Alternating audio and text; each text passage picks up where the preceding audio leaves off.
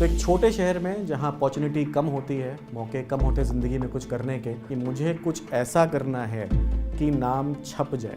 आज के Indian education में सबसे बड़ी प्रॉब्लम है, आपको पढ़ाई तो सिखाते हैं, आपको ये नहीं सिखाते हैं कि स्कूल से निकल के ज़िंदगी जीनी कैसे है। ये अब 2004 वाला इलाहाबाद नहीं है, शुरुआत हमेशा छोटी होती है। ये बात समझना बहुत ज़रूरी है। अगर आप ये सोचेंगे शुरुआत बड़ी होगी तो वो कभी नहीं।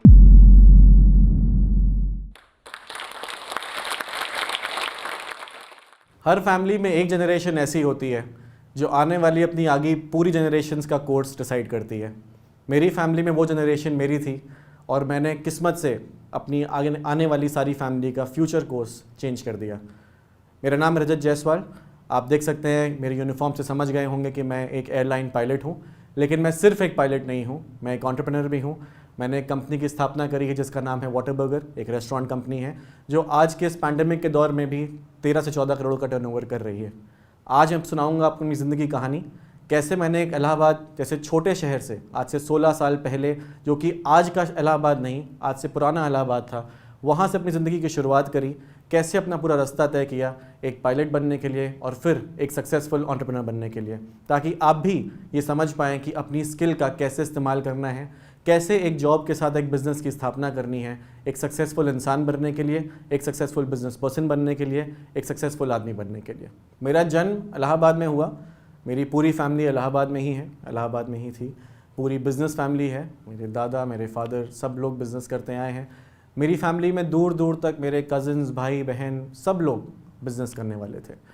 अकेला अपने फैमिली में मैं था जिसने ये सोचा कि मैं इस ट्रेडिशन को ब्रेक करूँगा, मैं कुछ अलग करूँगा, मैं कुछ ऐसा हासिल करूँगा जो मैंने खुद बनाया हो, मैंने अपने दम पे किया हो और मैंने खुद से अचीव किया हो। किस्मत से मेरे स्टडीज़ में मार्क्स अच्छे रहे, एजुकेशन में परफॉर्मेंस अच्छी रही। तो एक छोटे शहर में जहाँ अपॉर्चुनिटी कम होती है, मौके कम होते हैं ज़िंदगी में कुछ करने के, लोग अच्छी पढ़ाई करने वालों का एक ही फ्यूचर डिसाइड करते हैं, वो होता है या तो डॉक्टर बनना या इंजीनियर बनना। मेरी फैमिली ने भी तय कर लिया कि लड़का या तो डॉक्टर बनेगा या इंजीनियर। मेरी किस्मत थी कि मैं बायोलॉजिकल स्टूडेंट नहीं था, बायो मेरा सब्जेक्ट कभी नहीं रहा, तो मैंने भी अपना इंटरेस्ट इंजीनियरिंग की तरफ ही रखा और फाइनली ये तय हो गया कि लड़का स्कूल के बाद इंजीनियरिंग करेगा। स्कूल से निकल कर मैं आया दिल्ली पहली बार साल 2004 में, जहाँ मैंने दिल्ली में अपने इंजीनियरिंग कॉलेज ज्वाइन किया, अपनी इंजीनियरिंग शुरुआत करी। कॉलेज में फ़ोकस एक ही था, पढ़ाई करनी है, इंजीनियर बनना है। इंजीनियर बन के वही करना है जो ज़्यादातर इंजीनियर करते हैं, जो कि किसी अच्छी कंपनी में जॉब या कोई अच्छी नौकरी, किसी अच्छी कंपनी के साथ जुड़ना।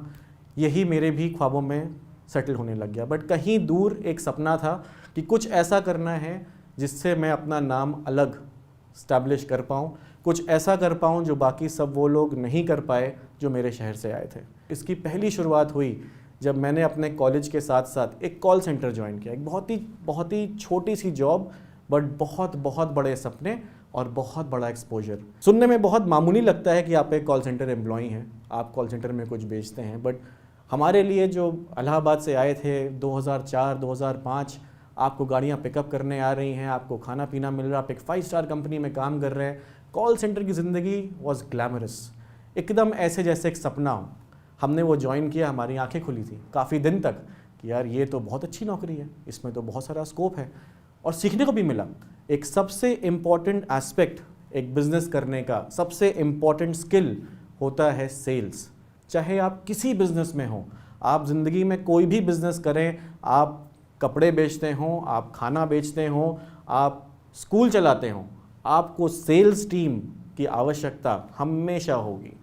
यहीं से स्टैब्लिश होना शुरू हो गया, यहीं से स्थापना होनी शुरू हो गई मेरी आगे की ज़िंदगी की कि मैं अपना बिज़नेस की शुरुआत कैसे करूँगा। कॉल सेंटर ने मुझे हर वो चीज़ सिखाई जो मुझे एक सेल्स टीम की स्थापना करने के लिए सीखनी थी। साथ साथ मैंने ये भी सीखा कि कैसे मोटिवेटेड रहना है, कैसे अपना पाथ चूज़ करना है। मेरे नए लिंक बने, नेटवर्किंग हुई, लोगों से मिला, किसी और की ज़िंदगी के एक्सपीरियंस से आपने कुछ सीखा। ये भी बहुत ज़रूरी है, ये आपके अपने फेलियर्स को कम करता है। अगर आप एक दूसरे आदमी की ज़िंदगी से आधे एग्जाम्पल उठा के सीख लो तो आपकी खुद की ज़िंदगी में वो गलतियाँ नहीं होंगी। ये सब करने का मुझे मौका मिला और ये सब मैंने किया कॉल सेंटर के थ्रू। ये सारे एक्सपोजर मुझे मिले जो कि बहुत ही इम्पॉर्टेंट हिस्सा था मेरी इस जर्नी का यहाँ तक पहुँचने का। कॉल सेंटर के बाद जब मैं आगे बढ़ा तो मेरे पास एक मौका आया जहाँ से मैं एक पायलट की लाइफ में एंटर कर सकता हूँ। अब इसमें भी कॉल सेंटर की ज़िंदगी का एक बहुत बड़ा महत्व है। ये पायलट की जॉब पाने के लिए हर एक को काफ़ी पैसे खर्च करने पड़ते हैं, उसके बाद भी आपको ये पता नहीं होता, आपको ये पूरा विश्वास नहीं होता कि कोई एयरलाइन आपको लेगी या नहीं। यहाँ जब मैं कहता हूँ बहुत पैसे, ये हज़ार नहीं है, ये कुछ लाख नहीं है, ये 25 से 30, 35, 40 लाख रुपए हैं, जो एक छोटे शहर के लिए आज के समय में भी करोड़ों के बराबर हैं। इतना बड़ा अमाउंट एक किसी कोर्स पे स्पेंड करना एक बहुत बड़ा डिसीजन होता है, जिसको लेना आसान कभी भी नहीं था। लेकिन मेरे पास एक मौका आया, एक एयरलाइन ने अपना एक प्रोग्राम शुरू किया जिसको बोलते हैं कैडेट प्रोग्राम, यानी कि आप एक एग्ज़ाम देंगे, एयरलाइन कुछ चुनिंदा लोगों को उस एग्ज़ाम के थ्रू सेलेक्ट करेगी और उनको ये मौका देगी कि आप ये पैसा खर्च करिए, ये ट्रेनिंग पूरी करिए, वापस आइए हिंदुस्तान और हम आपको अपनी एयरलाइन में जॉब देंगे। किस्मत से फिर से मैंने वो पेपर में ऐड पढ़ा, मेरे पास कॉल सेंटर की जॉब की वजह से वो पैसे मौजूद थे कि मैं उस ऐड को पढ़ के उस एग्ज़ाम की फ़ीस जमा कर सकूं। उसकी फ़ीस थी, आज ही मुझे याद है, 5,000 रुपये।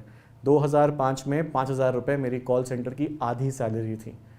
आज के ज़माने में मुझे लगता है कॉल सेंटर की सैलरी 4 गुना हो चुकी होगी, लेकिन उस ज़माने में 5,000 रुपये काफ़ी होते थे। मेरे पास वो पैसे इसलिए थे क्योंकि मैं कॉल सेंटर में जॉब करता था, इसलिए हर वो स्टेप जो मैंने लिया वो आगे की मेरी किस्मत तय करता गया।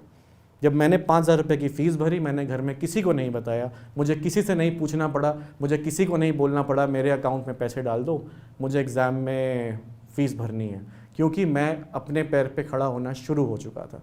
उस फ़ीस को भर के मैंने एग्ज़ाम में एंट्री ली, 5 राउंड थे, मैंने सारे राउंड क्लियर किए। आने वाले 6 महीनों में मेरे पास रिज़ल्ट आया। एयरलाइन ने मुझे बोला कि आपको यूएस जाना है, खर्चा तकरीबन 30 लाख रुपए है, आप ट्रेनिंग करके वापस आएंगे, हम आपको नौकरी देंगे। ये वो समय था जब मैंने अपने घर में बताया कि मैं एग्ज़ाम क्लियर कर चुका हूँ, मेरे पास ये मौका आ चुका है। ये वो समय था जहाँ अब परिवार के साथ मुझे ये डिसाइड करना था कि मैं अपने आगे की जर्नी कंटिन्यू किस डायरेक्शन में करूँगा। फिर से किस्मत ने मेरा साथ दिया और मेरे फादर ने मेरा साथ दिया। उन्होंने बोला कि तुम इस जर्नी को शुरू करो, इसको पूरा करो, तुम जाओ, जैसे भी होगा हम ये कोर्स फाइनेंस करेंगे। मैं वहाँ से निकला, मैं यूएस गया, यूएस अपनी ट्रेनिंग पूरी करी, वापस आया 2008 के एंड में। 1 साल तकरीबन लगता है बाहर ट्रेनिंग करके इंडिया वापस आके अपना लाइसेंस आपको हिंदुस्तानी लाइसेंस में कन्वर्ट करने में। मैंने वो सारा कुछ किया, लाइसेंस कन्वर्ट करके मैंने अपनी पहली एयरलाइन ज्वाइन करी 2010 में as a first officer. First officer वो पोस्ट होती है जिसको हम को पायलट बोलते हैं, यानी जिसमें आप राइट सीट पर बैठते हैं, आपके इसी कंधे पे 4 की जगह 3 फीतियाँ होती हैं।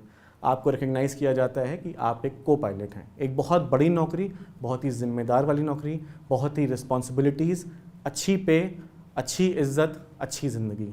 ये शुरुआत हुई 2010 में। इस नौकरी के साथ मेरे साथ बहुत से लोग थे, बहुत लोग आज भी हैं जो एक को पायलट की तरह फ्लाई करते हैं, फर्स्ट ऑफिसर फ्लाई करते हैं, एयरलाइन में फ्लाई करते हैं। आपको 5 स्टार होटल्स में स्टे मिलता है, आपको गाड़ियाँ पिकअप ड्रॉप करती हैं, लोग सैल्यूट करते हैं, लोग सेल्फी खींचते हैं। एक 550 करोड़ के जहाज़ में आप मालिक की तरह बैठ के जाते हैं। इससे ऐशनुमा ज़िंदगी हो नहीं सकती। इलाहाबाद से आए एक लड़के के लिए इस तरह की जॉब बहुत ही महत्व रखती है। आप सोचिए, इस तरह की ज़िंदगी इलाहाबाद जैसे एक छोटे शहर से निकलकर विदिन 4 से 5 साल आपको देखने को मिल जाए, आप अपने आप को बहुत सक्सेसफुल मानते हैं। मैंने ज़िंदगी में सब कुछ अचीव कर लिया, मेरे पास तो सब कुछ है, इससे ज़्यादा मैं क्या अचीव करूँगा। लेकिन मेरे दिमाग में फिर भी वो पहला सपना था कि मुझे कुछ ऐसा करना है कि नाम छप जाए, कि मुझे ये विश्वास हो जाए कि मैंने अपनी फैमिली के लिए सब कुछ चेंज कर दिया। बहुत ज़रूरी है ये समझना कि अगर आप ज़िंदगी में फोकस्ड नहीं हैं, आपके अंदर वो विल पावर, जिसे हम ग्रिट बोलते हैं, वो परसिस्टेंस, कि आप बार बार गिरें, बार बार उठें, लेकिन जब तक आपके अपने सपने, आपकी अपनी इच्छाएं, आपके अपने ड्रीम्स पूरे ना हो जाएं, आपको रुकना नहीं है। तो मेरा सपना सिर्फ इतना नहीं था कि मुझे पायलट बनना है, मैं को पायलट बन गया, मेरी ज़िंदगी हसीन हो गई, पैसे आ रहे हैं अकाउंट में, लाखों में सैलरी है, जो चाहिए गाड़ी खरीद लो, होटल में रुक जाओ, बाहर खाओ, घूमो फिरो। लेकिन इस ज़िंदगी को मैंने उठा के एक किनारे रख दिया। जिस समय मेरे सारे दोस्त ये सब कुछ कर रहे थे, मैं अपना पहला बिजनेस सेटअप कर रहा था, जो कि एक आइसक्रीम की shop, ice cream parlour, ice cream chain, आप उसको जो भी नाम दें, मैं वो कर रहा था। जब सेटअप किया, पहला स्टोर शुरू हुआ, बहुत लोगों को लगा अरे पायलट हो लेकिन आइसक्रीम बेच रहे हो, ज़रूरत क्या है ये करने की? ज़रूरत है, क्योंकि जिस समय आप आइसक्रीम बेचना शुरू कर रहे हैं, आपको ये नहीं मालूम कि आप आइसक्रीम बेचेंगे या एक दिन आप आइसक्रीम बनाएंगे और एक दिन आप आइसक्रीम कंपनी के मालिक होंगे। शुरुआत हमेशा छोटी होती है, ये बात समझना बहुत ज़रूरी है। अगर आप ये सोचेंगे शुरुआत बड़ी होगी तो वो कभी नहीं होगा। शुरुआत इतनी बड़ी हो जाए उसके लिए सिर्फ किस्मत चाहिए, लेकिन शुरुआत छोटी हो और बाद में बड़ी बन जाए उसके लिए किस्मत, हौसला, हिम्मत, ये तीनों चाहिए। तो मेरे साथ यही हुआ, जहाँ जहाँ मुझे किस्मत ने साथ दिया, मैंने अपनी हिम्मत और हौसला नहीं छोड़ा। मुझे लगा आज मेरे पास पैसे हैं, इनको बेकार की चीज़ों में खर्च करने की बजाय अपना समय है, मेरे पास एनर्जी है, मैं यंग हूँ, इस चीज़ को कहीं और खर्च करने की बजाय मैं चैनलाइज करूँ उस चीज़ में जो मेरा ड्रीम है, एक ऐसी चीज़ बनाने की जिसको मैं याद कर सकूँ मैंने बनाया था इतने साल पहले। तो वो बिज़नेस सेटअप हुआ, मैंने उसकी शुरुआत करी, लेकिन उसने मुझे बहुत कुछ सिखाया। सिर्फ ये नहीं कि बिज़नेस कैसे करते हैं, लोगों से मिलना, गलतियाँ, फाइनेंस, ट्रेडिंग, लाइसेंसेस, जीएसटी, कितनी सारे पहलू थे एक बिज़नेस के जो मैं एक छोटी सी शॉप से सीखता गया। रेंट पे दुकान कैसे लेते हैं, ब्रोकर से कैसे बात करते हैं, ब्रोकरेज क्या होती है, टैक्स कैसे पे करना है, कैश पेमेंट क्या होती है, चेक पेमेंट क्या होती है, रिटर्न कैसे फाइल होता है। आज के इंडियन एजुकेशन में सबसे बड़ी प्रॉब्लम है, आपको पढ़ाई तो सिखाते हैं, आपको ये नहीं सिखाते हैं कि स्कूल से निकल के ज़िंदगी जीनी कैसे है। आप मुझे बताइए कि 1 से लेके 12वीं तक की क्लास में कौन सा ऐसा कोर्स है जो आपको ये सिखाता है कि अगर आपकी 12वीं के बाद 10,000 रुपये की तनख्वाह भी है तो आपको इनकम टैक्स कैसे फाइल करना है। ये आपको कोई नहीं सिखाता। ये बहुत ज़रूरी है समझना कि ये हमारा काम है सीखना कि हमारे पास क्या स्किल है, हमारे पास क्या हुनर है और हम ज़िंदगी में क्या करेंगे। ये किसी और के हाथ में नहीं है, ये आपके ऊपर है कि एक सिचुएशन से आप कितनी इन्फॉर्मेशन एक्सट्रैक्ट कर सकते हैं, आप कितना कुछ सीख सकते हैं। कहने को वो सिर्फ एक दुकान है, मैं वहाँ सिर्फ आइसक्रीम बेच रहा हूँ, लेकिन मुझे सीखने को इक्विपमेंट परचेज ही मालूम चल रही है, इक्विपमेंट का मेंटेनेंस ही मालूम चल रहा है, आइसक्रीम कहाँ से आती है ये भी मालूम चल रहा है, ट्रेडिंग कैसे हो रही है, बिलिंग कैसे हो रही है, मैन पावर कैसे हैंडल करते हैं। मैंने 2 लोगों को हायर किया, उनकी सैलरी पे करी, उनको कैसे रिटेन करना है। एम्प्लॉई रिटेनरशिप एक बहुत बड़ा फैक्टर है एंटरप्रेन्योरशिप के लिए। जिन लोगों को आप ट्रेन करते हैं, जिनको सिखाते हैं काम कैसे करना है, बिज़नेस कैसे करना है, वो आपके साथ ही जुड़े रहे हैं। ये नहीं कि आज आपने अपना समय डाला उनके ऊपर 3 महीने का, कल वो कहीं और चले गए। इस कला, ये भी एक कला है जो बिज़नेस रन करने का एक पार्ट है, ये भी हमने वहीं सीखी। ये सारा कुछ सिखाते हुए वो बिज़नेस मैंने चलाया 1 से 1.5 साल, 2 साल, प्रॉफिटेबल वेंचर, पैसे बनाए। फाइनली मैंने उसको एज अ प्रॉफिटेबल बिजनेस बेचा और उस पैसे से मैंने अपना पहला घर खरीदा साल 2014 में। इसके बाद की आगे की जर्नी बिल्कुल अलग फॉर्मेट पे चलती रही। इस वक्त मैं कोई बिज़नेस नहीं कर रहा हूँ, लेकिन अब मेरे पास वो सारे हुनर हैं जो एक अच्छा बिज़नेस इस्टेब्लिश करने के लिए मुझे चाहिए थे। अब मुझे पता है बिज़नेस कैसे करना है, छोटी शुरुआत क्या होती है, बड़ी शुरुआत क्या होती है, एम्प्लॉय, फाइनेंस, ट्रेड, सब कुछ मैं समझ चुका हूँ। अब मेरे दिमाग में प्लान बन रहा था। इस स्टेज पे मैंने अपने एक दोस्त को इन्वॉल्व किया जो मेरा स्कूल का बचपन का दोस्त था। हम दोनों ने बात करी। मैंने बोला कि मेरी जॉब ऐसी है कि मैं ज़िंदगी भर हवा में रहूँगा, मुझे एक साथ में साथी चाहिए जो मेरी तरह सोच रखता हो, मेरे जैसा सोचता हो और जो ग्राउंड पे रह सके। हम दोनों ने साथ मिलकर एक प्लान बनाया कि हम फूड इंडस्ट्री में कुछ करेंगे और उसके साथ वाटर बर्गर की स्थापना हुई। तो जैसे कि अपने बिज़नेस की मैंने शुरुआत करी, मेरे फादर ने हर जगह मेरा साथ दिया। जब मैं फ़्लाइंग करने गया, मैंने बोला पैसा बहुत बड़ा है, अमाउंट बहुत बड़ा है, उन्होंने साथ दिया, जाओ फ़्लाइंग करके आओ। जब मैं अपनी आइसक्रीम चेन बना रहा था तब भी उन्होंने मेरा साथ दिया, ठीक है बिज़नेस करना चाहते हो कर लो, करना चाहिए, सपोर्ट किया। लेकिन जब तक मैं अपने पहले रेस्टोरेंट के मुकाम तक पहुंचा, अब मैं को पायलट नहीं था, अब मैं एक सीनियर कमांडर बन चुका था। ये फीतियाँ कंधे पे 3 नहीं थी, अब ये 4 हो चुकी थी। अब सिर्फ स्किल और हुनर के साथ साथ रुतबा जुड़ गया था, ग्लैमर जुड़ गया था। आप एक एयरलाइन में सीनियर कमांडर हैं। जब मैंने अपने फादर को बोला मैं एक बर्गर चेन खोलना चाहता हूँ और मैं एक रेस्टोरेंट खोल रहा हूँ, वो भी कन्विंस्ड नहीं थे। उन्होंने बोला ये लड़का जो सीनियर कमांडर बन गया है अब ये बर्गर बेचेगा। लेकिन ये विजन समझना बहुत ज़रूरी है कि बर्गर बेचने वाला आज बर्गर बेच रहा है, लेकिन कल जब उसके पास 61 रेस्टोरेंट होंगे तो कोई उसे बर्गर बेचने वाला नहीं कहेगा, वो उसे एंटरप्रेन्योर कहेंगे। ये सोच और ये सपना रखना बहुत ज़रूरी है कि शुरुआत छोटी ही होती है तभी वो बड़ी बन सकती है। अगर आप बड़ी शुरुआत ही कर लेंगे तो पहुंचेंगे कहाँ, आप तो पहले से ही बड़े हैं। तो छोटी शुरुआत करना बहुत ज़रूरी है ताकि आप ऊपर जा सकें, अपनी एक एक सीढ़ी देख सकें। 2016 में मैंने अपना पहला स्टोर खोला और जानने वाली बात यहाँ ये फिर से है कि उस स्टोर में मेरा पहला एम्प्लॉय वो था जो मेरे आइसक्रीम पार्लर में काम करता था। ये कहानी पूरी जुड़ी हुई है। अगर आप इसे इत्तेफाक कहें, ये इत्तेफाक है, लेकिन मैं इसे इत्तेफाक नहीं कहता। मैं इसे ये कहता हूँ कि शायद अगर मैं आइसक्रीम पार्लर नहीं खोलता तो मैं आधी चीज़ें भूल चुका होता कि कैसे करनी है, और इन 4-5 सालों में वही कर रहा होता जो बाकी सारे लोग मेरे साथ के करते रहे। 2016 से लेकर हमने अपना पहला रेस्टोरेंट जब से सेटअप किया, हम वहाँ भी नहीं रुके। हमारे वहाँ भी सपने बड़े थे। सिर्फ एक सक्सेसफुल रेस्टोरेंट बनाना है जो पैसे बनाता हो, नहीं, हमें नाम भी बनाना है। एक रेस्टोरेंट नहीं, आज है 61 रेस्टोरेंट। एक शॉप का टर्नओवर नहीं, आज पैंडेमिक में भी हम कर रहे हैं 14 करोड़ का टर्नओवर।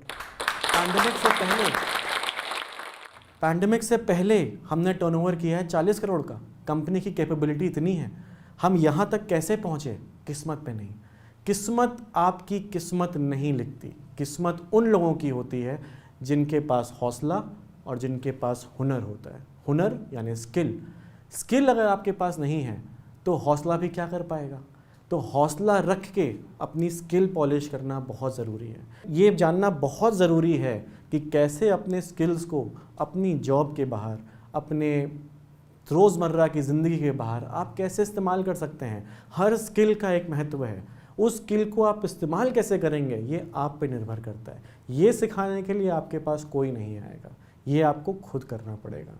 अपनी स्किल का इस्तेमाल और अपनी स्किल का सही इस्तेमाल हौसले के साथ आपको वहाँ ले जाएगा जहाँ आप जाने का कभी सोच भी नहीं पाए होंगे। इसलिए हौसला कभी मत हारिए, लेकिन साथ साथ अपनी स्किल मत छोड़िए। स्किल आपको नहीं लगता आपके पास कोई स्पेशल स्किल है, कोर्स करिए, यूट्यूब वीडियोस देखिए, ऑनलाइन ढूंढिए, बहुत सारे तरीके हैं। स्किल पॉलिश करना आज की डेट में इंटरनेट के साथ बिल्कुल मुश्किल नहीं रह गया है। ये अब 2004 वाला इलाहाबाद नहीं है, ये 2021 का इलाहाबाद, 2021 का रांची, रायपुर, झारखंड हो चुका है। आपके पास इंटरनेट, 3G, स्मार्टफोन क्या नहीं है। लेकिन आप सब अगर अपनी स्किल पॉलिश नहीं करेंगे तो हौसला भी क्या कर पाएगा। इसलिए बहुत ज़रूरी है अपनी स्किल पॉलिश करिए, अपना हौसला बनाए रखिए और आगे बढ़ते रहिए, ताकि अपने बिजनेस, अपने जॉब के साथ साथ अपना वो नाम बना पाइए जो आपके यहाँ कोई नहीं कर पाया। ये सपना होना बहुत ज़रूरी है। अगर ये वीडियो देखने के बाद आपको लगता है कि आपको एंटरप्रेन्योर बनने का या बड़ा बिजनेस स्टार्ट करने का रोड मैप मिल चुका है तो रुकिए। बड़ा बिजनेस स्टार्ट करने के लिए हम सबको एक स्किल का आना बहुत जरूरी है। कम्युनिकेशन एक एंटरप्रेन्योर के लिए एक ट्रम्प कार्ड की तरह होता है, और आज के हाइपर कनेक्टेड जमाने में इंग्लिश कम्युनिकेशन जैसी ग्लोबल स्किल का होना बहुत ही ज्यादा इंपॉर्टेंट है। इस ग्लोबल स्किल को सीखने के लिए और अपना बड़ा बिजनेस स्टार्ट करने के लिए जोश टॉक्स के पास हम सभी के लिए एक सोल्यूशन है। जोश स्किल्स ऐप भारत का number 1 spoken English learning app है, जिसके जरिए हम अपनी इंग्लिश कम्युनिकेशन स्किल्स को वर्ल्ड क्लास बना सकते हैं। जोश स्किल्स ऐप पे आपको प्रैक्टिस करने के लिए मिलता है अपनी कम्युनिकेशन स्किल्स को, वो भी अन्य स्टूडेंट्स के साथ। घबराइए मत, इस कॉल का आपको कोई चार्ज नहीं लगेगा। ये आपके स्टडी मटेरियल के साथ ही इंक्लूडेड होगी। कोई भी बड़ा बिजनेस शुरू करने से पहले उसमें बहुत ज्यादा जरूरी होता है इनिशियल इन्वेस्टमेंट का होना, और खुद पे की गई हुई इन्वेस्टमेंट कभी बेकार नहीं जाती और ना ही कोई हमसे उसे छीन सकता है। तो चलिए दोस्तों, हम सभी अपनी जिंदगी की सबसे बड़ी इन्वेस्टमेंट की ओर एक कदम बढ़ाएं, अपनी इंग्लिश कम्युनिकेशन स्किल्स को वर्ल्ड क्लास बनाकर विद जोश स्किल्स ऐप। पिन कमेंट में दिए हुए लिंक पे क्लिक करें और आज ही शुरू करें।